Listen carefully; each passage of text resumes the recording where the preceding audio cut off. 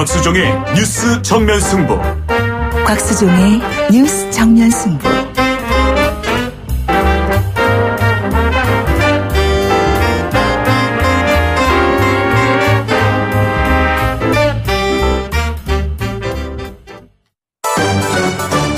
김작이 묻고 곽박이 경제로 답한다. 주파수 94.5 YTN 뉴스 FM 곽수진의 뉴스 정면 승부 3부 시작하겠습니다. 우리 김 작가가 문을 엽니다. 네, 김 작가입니다. 네. 오늘 포항에 지진이 발생했잖아요. 네. 이런 지진과 같은 자연재해가 발생했을 때 우리나라 경제에는 어떤 영향을 미치나요? 네, 사실 그 자연재해가 발생하게 되면 많은 분들이 경제적 파급 효과에 대해서 궁금하실 수가 있어요. 예를 들면 후쿠시마 원자력 발전 같은 경우에는 지진에 의해서 해일이 일어났고 해일에 의한 피해가 정말 천문학적 숫자에 이르렀잖아요. 제가 알고 있는 그 통계 조사 내용은 뭐 오래된 건데 2009년 현재 전 세계 이런 방제와 관련해서 그러니까 왜 산불도 나고 하는 자연재해가 많잖아요. 산불, 지진 뭐. 그래서 이런 자연재해에 의한 방제 시장 규모가 한 50조 원 정도 되는 걸로 제가 알고 있거든요. 그러면 2009년도가 그 정도 같으면 지금 한 10년이 흘렀다고 치면 한 100조가량 되지 않겠어요? 그죠? 100조가량이면 그 규모가 1조 달러가 1000조니까. 그죠? 1000조 규모니까 한 100조면은 10분의 1 정도 되는 전 세계에 10조 되는 규모다. 그럼 상당할 거라고 봅니다. 우리나라는 얼마가 될 거냐. 우리나라 경제가 세계 10위권의 경제니까 만약에 앞에서도 그 양산단층이나 이런 곳에서 원자력 발전이 문제가 된다 그러면 그 원자력 방사능 물질의 어떤 노출에 의한 국민들에 의한 피해 이런 거는 정말 숫자로 매길 수 없는 피해가 될 것 같거든요. 그래서 우리나라 전체 규모로 놓고 볼 때 우리나라 경제 규모가 약 1조 5천억 달러이기 때문에 크고 작은 자연재해가 발생했을 경우에 한 1%에서 10% 사이에 어떤 자연재해 경제적 파급 효과가 있을 수 있다. 이렇게 계산해 놓는 것이 합리적인 방법일 것 같습니다. 지금 여러분께서는 경제학자 곽수종 교수가 진행하는 YTN 뉴스 FM 곽수종의 뉴스 정면 승부를 듣고 계십니다.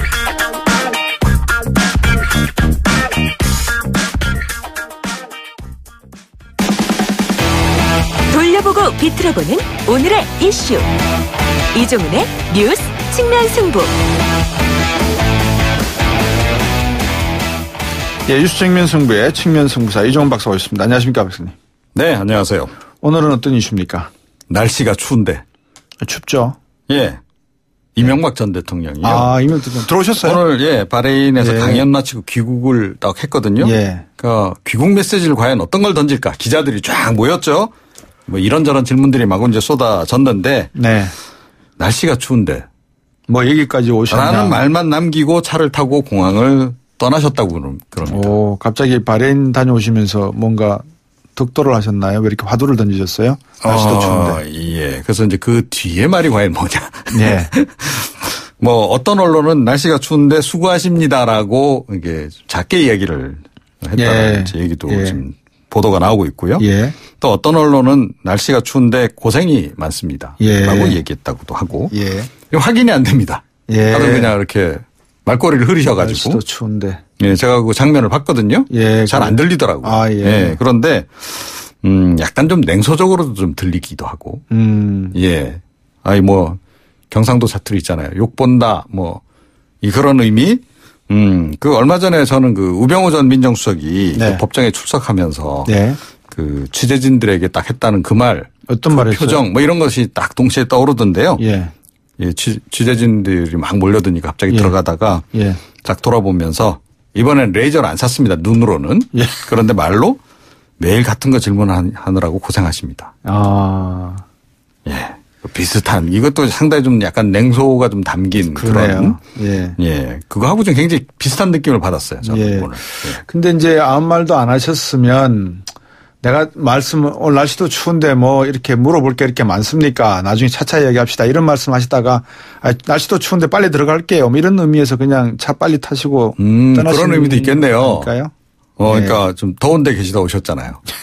갑자기 이제 날씨가 추워지는 걸 더 이제 체감을 했겠죠? 예. 날씨도 추운데 저 그냥 빨리 갈랍니다. 뭐 이렇게 이야기했을 수도 있겠네요. 예. 네네. 근데 왜 아무 말도 안 했을까요? 그러니까요. 그러니까 뭐 이 출국할 때 사실은 예. 꽤 길게 얘기를 했어요. 네. 그리고 나서도 오늘은 뭐 짧게 이 정도 뭐라고 이야기를 하고 갔기 때문에 야 뭔가 들어올 때 지금 뭐 길게 좀 장문의 얘기를 하려나 보다 이렇게 생각을 했단 말이죠. 기자들은 당연히 그렇게 생각하지 않았겠습니까? 그렇죠. 그런데 의외로 말이 없었어요. 그래서 뭐 여러 가지 지금 이제 추측이 나오고 있는데 뭐 출국 때 이미 할 얘기를 다 했기 때문에 이제 그렇다. 이런 추측도 가능할 것 같고 또 그 이후에 이제 측근들이 굉장히 여러 가지 얘기들을 좀 많이 내놨어요. 이제 그 중에 가장 핵심적인 것이 6개월 정권 잡은 사람들이 MB에 대해서 더 많이 알겠느냐 아니면 5년 동안 정권 잡았던 우리 쪽이 노무현 정부에 대해서 더 많이 알겠느냐 라면서 먼저 싸움을 걸지는 않겠지만 검찰이 무리수를 두면 꺼낼 수밖에 없다. 거의 협박성 발언까지 했단 말이죠, 측근이. 이게 결국 그 이명박 전 대통령이 하고 싶었던 얘기 핵심 아니겠습니까? 만약에 근데 그게 핵심이라면. 뭐 많이 가지고 있다. 여차하면 꺼내 들겠다. 충분히 뭐 그런 얘기 많이 나누셨잖아요. 공개하겠다. 뭐 그 얘기 아니에요. 네. 만약에 그게 사실이라면 저는 다 공개해버렸으면 좋겠습니다. 아니, 그러니까요. 그러니까 이번 기회에 그냥 다 털죠 뭐. 해서 국민들은 그거 원하는 거 아닙니까? 그러니까요. 그러니까 뭐 진보든 보수든 잘못한 거 있으면 이번 기회에 싹 다 그냥 그러니까요. 털고 정리도 할 건 정리하고 죄받을 건 죄받고 그리고 이제 정말 새로운 미래를 향해 갔으면 좋겠다라는 거 하는 게 이제 국민들 바람인데 그런데 이거 공개할 것 같지도 않아요. 왜요? 그러니까 이게 일종의 카드잖아요. 그렇죠. 그러니까 이걸 공개하려고 하는 게 본래 의도가 아니지 않습니까? 그렇습니까? 수사를 그냥 이쯤에서 그냥 이렇게 마무리합시다 이건. 뭐 그러니까 나 잡아넣지 말고 이 정도에서 끝내자고 하는데 더 방점이 있는 거 아니겠습니까? 근데 만약에 소환해서 다스가 누구 겁니까? 이거 묻는다면요. 그러니까 소환하게 되면 그걸 안 물을 수가 없죠. 그러니까요. 그러니까 이제 대답을 이제 해야 되는 이제 그런 그 상황이고, 그러니까 그런 상황을 막고 싶지 않은 거죠. 그러니까 그 전에 그러니까 이 옛날 정부처럼 본인이 대통령 할 때처럼 대통령이 개입을 해서 뭐 검찰 쪽에 지시를 내려서 수사 이쯤에서 그냥 중단해라라고 해주기를 지금 바라는 겁니다. 그런 거 아니겠습니까? 결국은. 그런데 이게 제가 보기에는 그 MB의 위대한 착각이라는 거죠. 왜요? 아니 그때하고 지금이 같냐는 겁니다. 그리고 국민들이 그거를 그 방치하겠습니까? 이번 같은 경우에.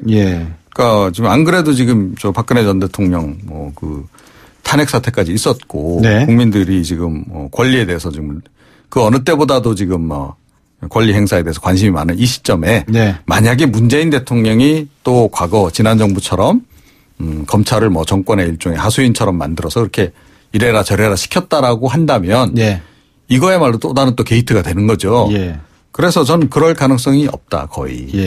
그리고 뭐 이미 이제 뭐 문재인 대통령도 그런 식으로 얘기를 하기도 했지만 이 정부에서 이런 걸 바라는 것 자체가 저는 그 위대한 착각이다라고 그래서 보는 겁니다. 그 문재인 정부가 검찰을 시켜서 이 인용문 열고요. 시켜서 지금 정치 적폐 청산을 하고 있지는 않는다고. 정치 보복을 하고 있다라고 지금 이제 뭐 자유한국당 쪽에서 주장도 하고 이명박 전 대통령 측도 그렇게 보는 것 같아요. 그런데 위대한 착각이다 그게. 그건 전 착각이다 이렇게 생각합니다. 알겠습니다. 왜냐하면 저는 박 박사님은 생각이 좀 다르실지 모르겠네요. 아니요. 저는 다른 게 아니라 저는 이제 여러 가지 시나리오를 놓고 만약에 그게 아니라 그러면 검찰이 검찰 내부의 개혁과 검찰 외부의 개혁이 있는데 검찰 내부의 개혁에 문제는 없는지 지금 그 화살을 왜 검찰 내부 개혁의 소식은 들어오지를 않고. 아니 그런데요. 저는 이런 얘기를 해드리고 싶어요. 그러니까 검찰 개혁의 방향이 뭔가요? 방향이 그냥 뭡니까? 정치에 휘둘리지 않고 수사 그냥 고지고대로 수사만 잘하는 게 결국 검찰 개혁 방향 아닌가요? 그렇죠. 근데 수사를 왜 곧 이명박 정부까지만 하는 거죠? 그러니까 지금 이제 뭐 전병헌 수석이라든가 이런 부분에 대한 수사도 하고 있고 또 이제 그러니까 앞으로 사실은 이제 그러니까 터블릿 PC가 나왔을 때 터블릿 PC에 대한 구초적인 초보적인 그 뭐라 그럽니까 범죄적인 어떤 프로파일 이걸 하지를 않고 터블릿 PC의 보도를 갖고 기사를 가지고 수사를 시작을 했잖아요. 그 포렌식 같은 거 했죠. 나중에 했죠. 처음부터 안 하고. 그러니까 제가 드리는 말씀은 이명박 정부가 지금 이야기하잖아요. 우리가 많이 갖고 있는. 근데 그 수사는 아시다시피 박근혜 정부 시절에. 아니 글쎄 박근혜 정부 시절인데 이명박 대통령이 지금 내가 5년을 했으니 내가 정보 더 많이 갖고 있지 않겠냐. 내놓으면 세상 뒤집어진다라는 말을 한다잖아요. 그러면 검찰에서 내라 그러면 되잖아요. 그건 검찰이 얘기할 필요가 없는 거죠. 없습니까? 굳이. 내놓고 뭐 노무현 정부 이 부분 수사해달라 누군가 네. 고발을 한다거나 보수단체 쪽에서 하면 예. 당연히 수사하겠죠. 했으면 좋겠습니다, 저는. 예. 다 그냥 했으면 좋겠습니다. 저도 그랬으면 좋겠습니다. 4051번님이 말씀하신 그 내용입니다. 정치판에 지진이 한번 났으면 좋겠습니다. 오늘 말씀 잘 들었습니다. 예. 예. 이종훈 박사였습니다. 곽수종의 뉴스 정면 승부. 방송 들으시고 의견 있으신 분들은 지금 바로 샵 0945, 샵 0945. 짧은 문자 50원, 긴 문자 100원이 부과되는 휴대전화 문자 메시지를 보내주세요. 오늘 들으신 방송은 YTN 라디오 홈페이지와 곽수종의 뉴스 정면 승부 팟캐스트를 통해 다시 확인할 수 있습니다.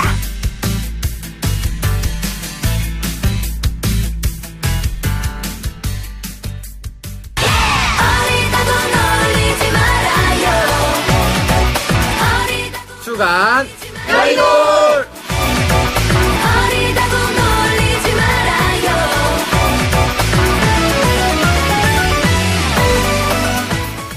네, 정치하는 청년 주간 여의도 시간입니다. 이 젊은 분들하고 이야기 나누면 늘 저는 에너지를 받습니다. 간혹 가다가 제가 뺏기는 것 같기도 하지만요. 오늘 주제는 당대표 누가 잘합니까? 누가 잘하나. 더불어민주당 정당발전위원회 장경태 의원 오셨습니다. 안녕하세요. 네, 안녕하세요. 바른정당 이준석 노원병 당협위원장 오셨습니다. 안녕하십니까? 예, 안녕하십니까. 아니 근데 타이틀이 하나 더 붙었어요? 예. 한국 독립야구연맹 총재? 제가 또 이제 또 야구인의 길도 걷게 됐습니다. 야구를 잘하세요? 아니요, 저 근데 야구 광팬이라 가지고요. 아, 그냥 야구만 좋아한다 이 말씀이죠? 아, 그래서 이제 야구 선수들과 많이 어울리다 보니까 일 좀 해달라 그래가지고. 아, 네. 그래요? 예. 이준석 의원을 또 잘 챙겨놔야지. 또. 나중에 저희가 독립야구 표는 제가 공짜로 구해드리겠습니다. 알겠습니다. 네. 원래 돈 안 받아요, 잘. 원래 가는 것 자체가 돈 받고 가야 됩니다. 시구 시켜드리게, 시구. 자, 오늘 지진이 발생했는데 예. 두 분은 뭐 어떻게 느끼셨습니까? 어떻게? 저는 전혀 못 느꼈습니다. 못 느끼셨어요? 네. 예, 아니 저는 전혀 못 느꼈고 다만 저는 이제 경주에 예전에 지진 났을 때 여진을 한번 느껴본 적인 게 경주에 있었거든요. 그때 그래요? 그런데 그때 2점 몇 짜리 여진을 맞았는데 네.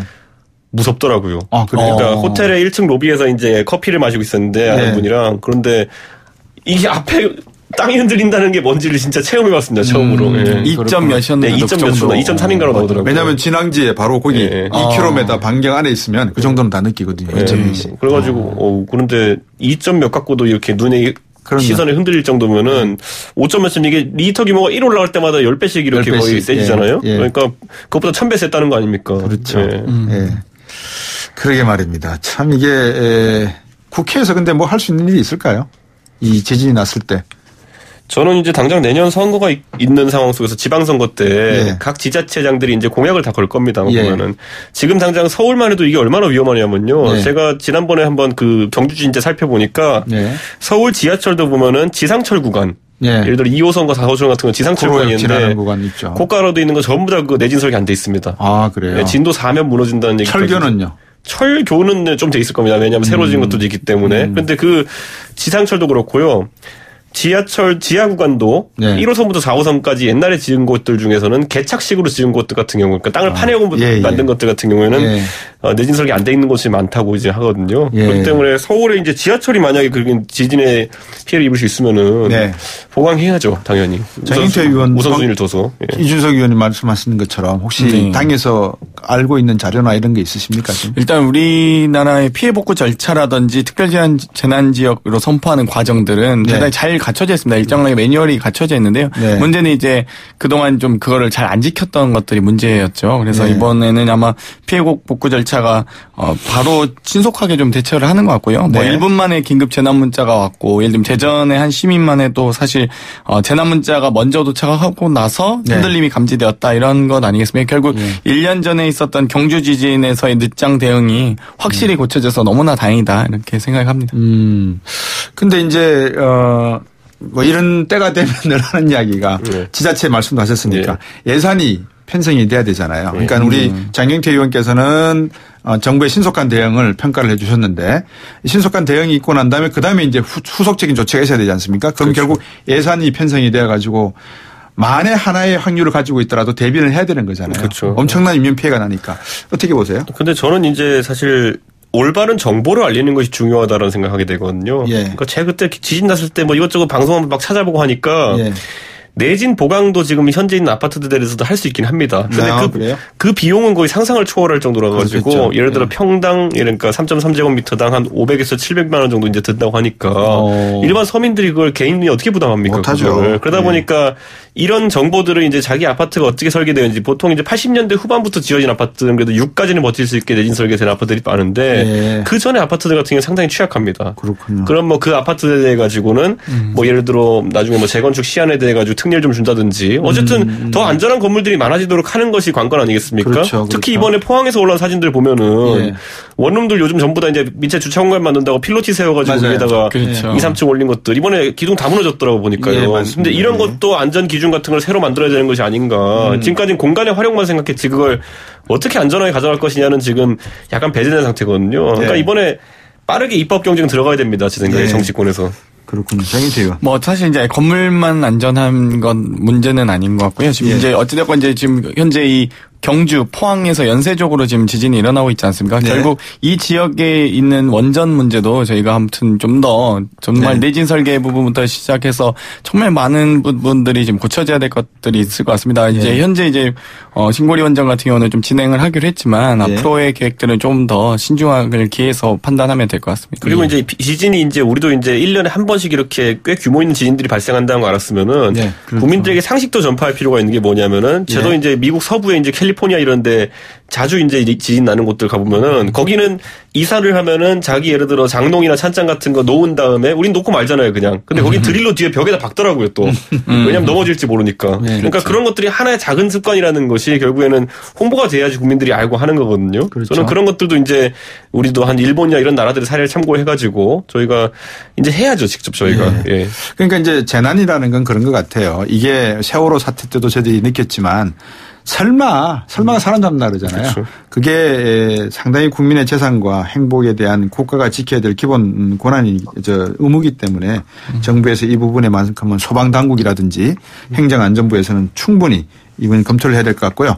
자, 이제 본론으로 한번 넘어가 보겠습니다. 누가 잘하나 시간인데요. 당대표 얘기해 볼 겁니다. 유승민 대표 이제 선출이 되셨잖아요. 그죠? 그렇죠. 수락연설 했는데 많은 분들이 수락연설 참 좋았다라고 하고 있고 원내교섭단체가 무너져서 춥고 배고픈 겨울이 시작됐다. 집 나오면 개고생이다라는 말이 한때 광고의 카피였는데 이 강철 같은 의지로 이 죽음의 계곡을 걷는다면 어느새 겨울은 끝나고 따뜻한 새봄이 와 있을 것이다. 유승민 대표의 말씀을 우리 장경태 의원부터 한번 평가를 해 주시죠. 일단 사실 그동안 대한민국에 진짜 보수가 없다는 자조 섞인 말들이 많았는데요. 네. 이제 보수는 어찌되었건 원칙과 용기의 상징이 되어야 된다고 생각합니다. 네. 그런데 그동안 우리는 특히 저한테는 친일과 독재 그리고 부정과 부패의 상징으로 인식되어 왔거든요. 그래서 이 바른정당의 출현은 어찌되었건 보수뿐만 아니라 진보의 입장에서도 사실 응원하고 싶습니다. 왜냐하면 이 건강한 보수가 있어야 대한민국 정치를 위해서도 좋은 일이거든요. 그래서 이번에 이 정말 교섭단체가 깨진 부분이 바른정당의 정말 실현으로 엄청나게 다가올 텐데요. 뭐 정당 보조금도 이제 3분의 1 수준으로 뭐 반토막도 더 난 거 아니겠습니까? 이 부분에 대해서 참 이 유승민 대표가 정말 이 말씀처럼 강철 같은 의지로 한번 잘 계곡을 건너시기를 기대합니다. 예. 이준석 우리 노원병 당협위원장 말씀은 4부로 돌아와서 좀 길게 들어야 될 것 같아서 29분에 저희들이 바로 3부에서 4부로 넘기고 4부로 돌아와서 이준석 노병 당협위원장으로부터 유승민 대표에 대한 평가 들어보도록 하겠습니다.